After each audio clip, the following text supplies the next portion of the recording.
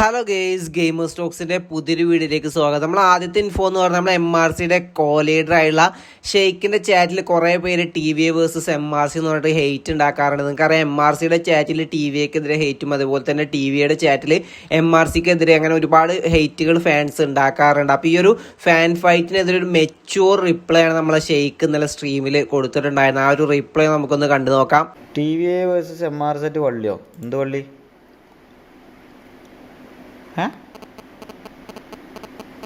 TVA കുണ്ണകളാണ്. ഞാൻ നിങ്ങളോട് പറഞ്ഞിരിക്കണേ, ഇവിടെ വന്നാണ്ട് TVനെ വെറുതെ ഹെയ്റ്റ് സ്പ്രെഡ് ചെയ്യരുത്, അവിടെ പോയാണ്ട് വെറുതെ MRZക്ക് ഹെയ്റ്റ് ആരും സ്പ്രെഡ് ചെയ്യരുത് എന്നുള്ളത്.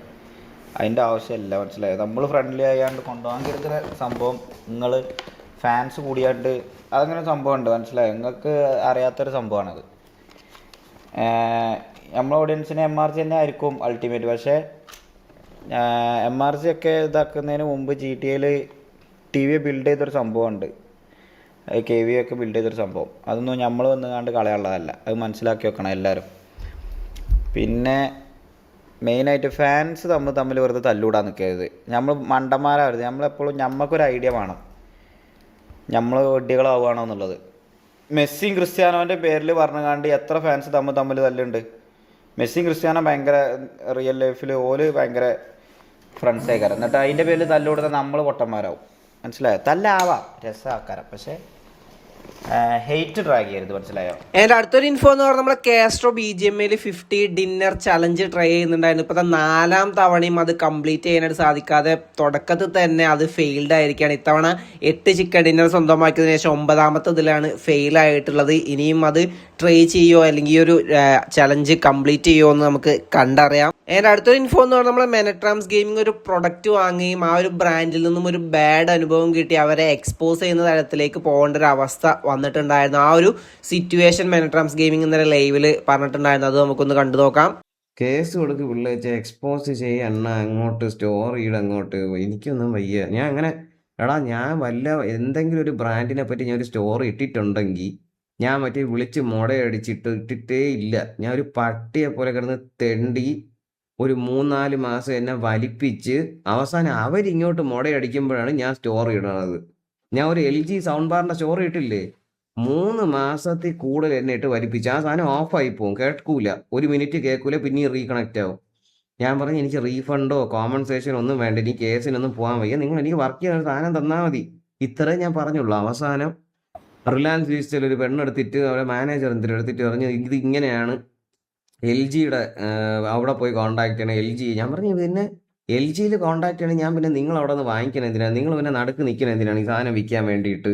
നിങ്ങളല്ലേ ഇത് എടുത്തിട്ട് തിരിച്ച് LGയിൽ കൊടുക്കുക, എന്തിനു വെച്ചാൽ ചെയ്തത്? ഞാൻ എന്തിനാണ് LGയിൽ കൊണ്ടുപോകുന്നത്? ഞാൻ എന്നിട്ട് ഈ സാധനം എടുത്ത് അവൻ്റെ ഇവിടെ കൊണ്ട് കൊടുക്കണം, സ്റ്റോറി തിരിച്ചു കൊണ്ട് കൊടുക്കണം ഓരോ തവണ. ഇത് സൗണ്ട് ബാറും തലയെ വെച്ച് ഞാൻ എന്നും പോകണം അങ്ങ്.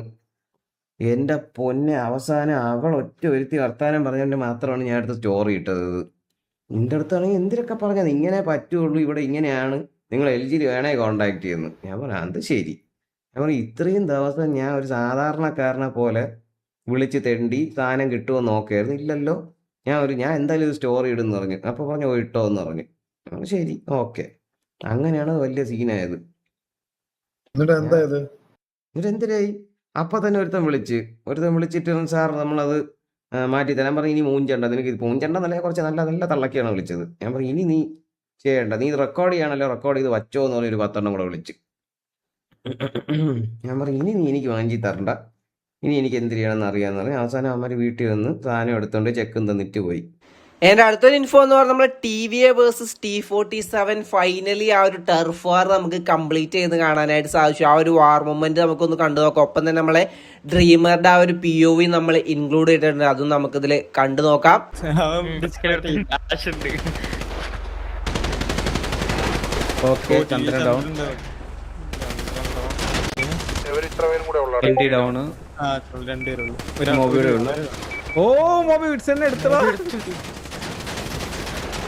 നൈസ് ബുക്കായിരുന്നു കേട്ടോ അത്.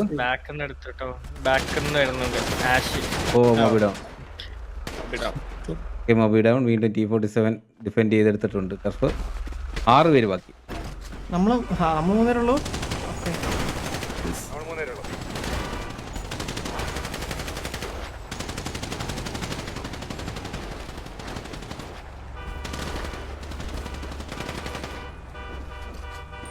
അതെന്ത് മൈലി കളിയായിരുന്നു.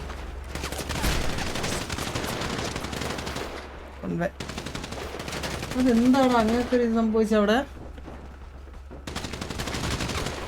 നമ്മുടെ സോണായിരുന്നില്ലേ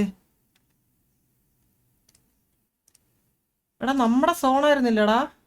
അതെന്താ അങ്ങനെ അങ്ങനെ കളി പോയത്? ഞാൻ വിചാരിച്ചു അവിടെ നിങ്ങൾ ആൾക്കാരുണ്ടെന്ന്. എടാ നമ്മളെ സോണിന്റെ അകത്ത് നിന്ന കളി, നമുക്ക് എല്ലാ ആംഗിളും നമ്മൾ എടുത്ത കളിയല്ലേ, അതെങ്ങനെ പുറത്ത് പോയി ഫൈറ്റ് ആയെന്നാണ് ഞാൻ ആലോചിക്കണേ. മൈ ബാഡ്രാ. ഷേ, ഞാൻ വിചാരിച്ചു നിങ്ങളെല്ലാം ഇവിടെ ഉണ്ടെന്ന്. പാർക്കിങ്ങിലോ എവിടെ?